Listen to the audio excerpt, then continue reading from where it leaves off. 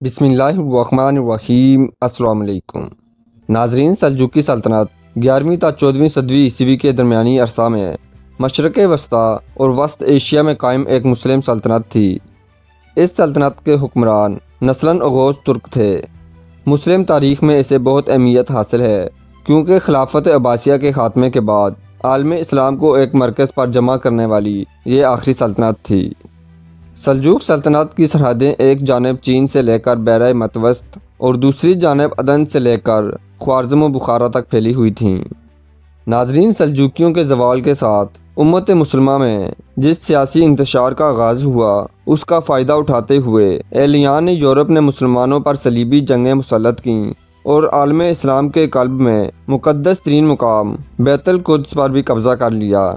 ناظرین، ویڈیو میں آگے بڑھنے سے پہلے اگر آپ ہمارے چینل پر نئے ہیں تو ہمارے چینل کو سبسکرائب اور ویڈیو کو لائک اور دوستوں کے ساتھ شیئر ضرور کریں۔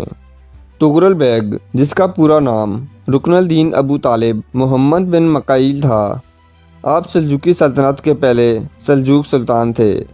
چغری بیگ، جو کہ تغرل بیگ کا بھائی تھا، آپ دونوں کی قیادت میں سلجوقیوں نے غزنوی سلطنت سے علیحدگی اختیار کرنے کی کوشش کی، تو دوسری طرف غزنوی سلطنت کے سلطان محمود غزنوی اپنی فوج سمیت آیا۔ غزنوی افواج نے سلجوقیوں کو شکست دی اور خوارزم تک محدود کر دیا۔ 1028 اور 1029 میں تغرل بیگ اور چغری بیگ کی زیر قیادت سلجوقی آگے بڑھے اور مرو اور نیشا پور پر قبضہ کر لیا۔ ناظرین، 1037 میں سلجوقیوں نے غزنی پر حملہ کیا اور غزنی سلطنت کے سلطان مسعود اول کو شکست دے دی اور غزنوی سلطنت کے تمام مغربی حصوں پر سلجوقیوں نے قبضہ کر لیا۔ 1063 میں تغرل بیگ فوت ہو گئے تو آپ کی وفات کے بعد آپ کے بھائی چغری بیگ کا بیٹا الپ ارسلان تخت نشین ہوا، تو اس نے 1064 میں آرمینیا اور جارجیا کو فتح کر کے سلجوق سلطنت میں شامل کر لیا۔ آپ کے عہد میں سلجوقی سلطنت کی حدودیں بہت وسیع ہوئیں۔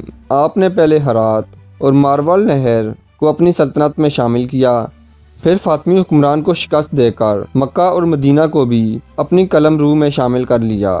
اس سے اسلامی دنیا میں سلجوقیوں کا اثر و اقتدار بڑھ گیا۔ 26 اگست 1071 کو سلجوقی سلطان الپ ارسلان اور بازنطینی، جن کی قیادت رومانوس چہارم کر رہے تھے، دونوں کی افواج مشرقی اناطولیہ میں آمنے سامنے ہوئیں۔ جنگ سے پہلے سلطان الپ ارسلان نے بازنطینی حکمران رومانوس چہارم کو جنگ بندی کی پیشکش کی، لیکن رومانوس نے اس پیشکش کو ٹھکرا دیا، جس کے نتیجے میں موجودہ ترکی میں واقع جھیل وان کے شمال مغرب میں دونوں افواج کا ٹکراؤ ہوا۔ سلجوق سلطان الپ ارسلان نے رومیوں کو شکست دے دی اور سلجوقی سلطنت کی حدود اناطولیہ تک بڑھا دی۔